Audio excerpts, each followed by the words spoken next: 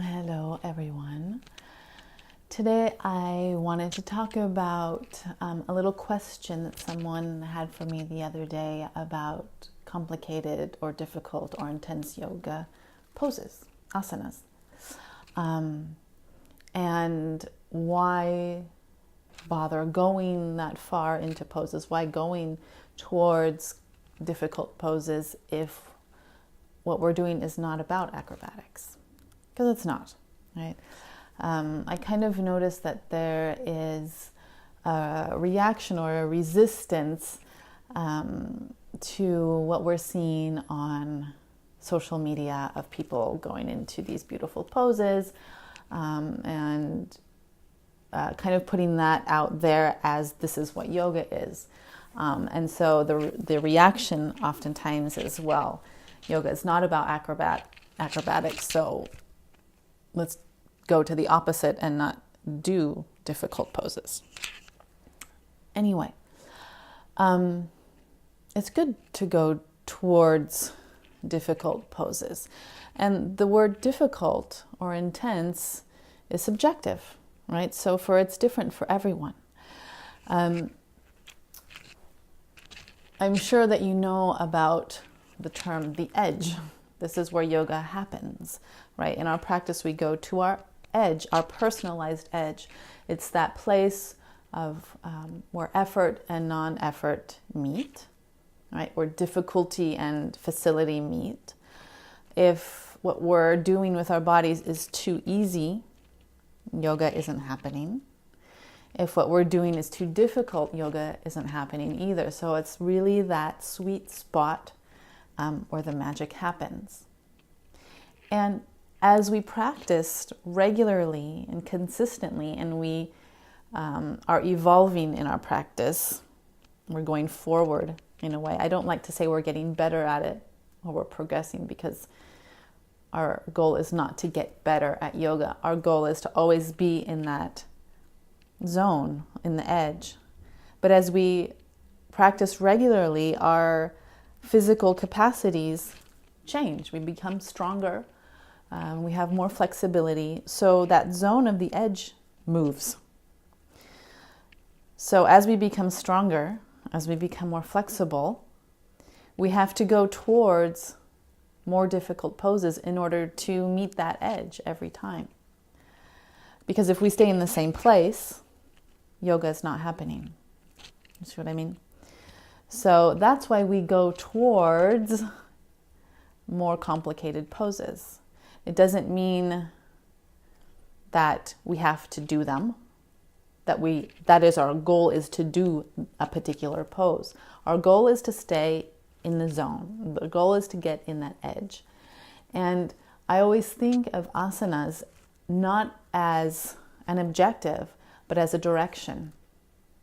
So we go towards, we have a particular direction. We want to move our body in a particular way to get us to our edge in that particular way. And then we go into a different posture in order to change our perception, or to change our awareness. If our head is upside down, we have a totally different picture of the world, right? If we're in a twist, totally different things happen to our body. If we're in a forward fold, we have a totally different energy. So all of the range of postures is to suggest all different directions to put ourselves in, all different ways to perceive our reality, and all different, a variety of edges, a variety of places where we can experience yoga. So that's why we have this variety of asanas, and we go towards difficulty. We go towards postures that are more intense, and it's best to consider them as directions and not as a finality.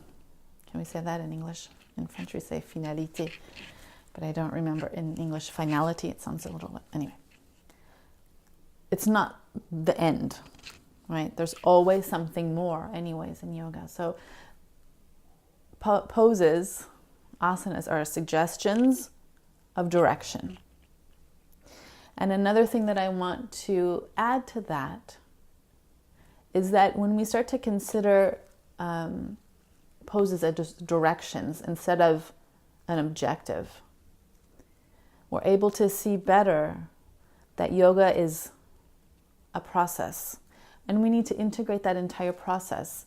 So, for example, this is why I teach headstands in the middle of the room always. I don't ever teach it against the wall.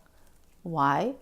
Because it's important for me to have an integrated process, that every single millimeter or inch of movement that leads up to maybe being on your head in a straight line is integrated and experienced fully. And if we go towards the wall and we're swinging our legs and throwing our bodies against the wall, we have this whole trip, this whole voyage of our getting our bodies upside down that we are totally missing, right? If we just throw ourselves up, we totally miss that whole thing. There's so much that happens from the moment we put our head down on the floor to when we try to lift up our feet off the floor and really experience that and stay in that part of the evolution of that process and fully live it. And this is also how we can gain strength, is by fully being in our strength each step of the way. If we throw our legs up against the wall, we have missed a huge opportunity for strengthening, a huge opportunity for being aware of what the heck is going on. How did I even get upside down? Right? We have integrated the whole thing. It's like in life, we integrate our experiences. We have to digest them. We have to be everything that we have been. When we start to just let things slide and reject them and say, I don't like that part of me.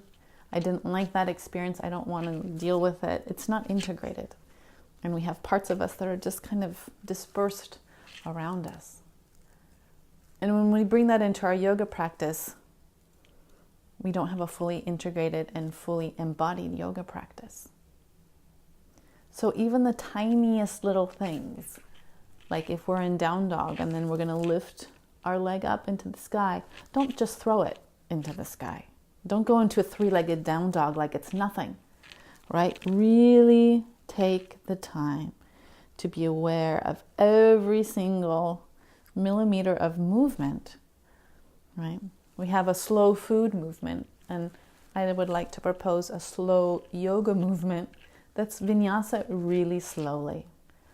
It cultivates our awareness. It gives us real strength, and yeah, I like it.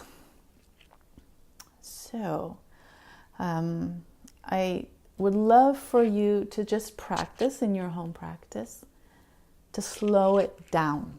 Slow everything down. Even when you're putting your foot down onto the mat, going into Warrior One, when you're coming up into Warrior One, go slow and be aware of all that's involved in getting into Warrior One, right? Every posture, every pose is really complex.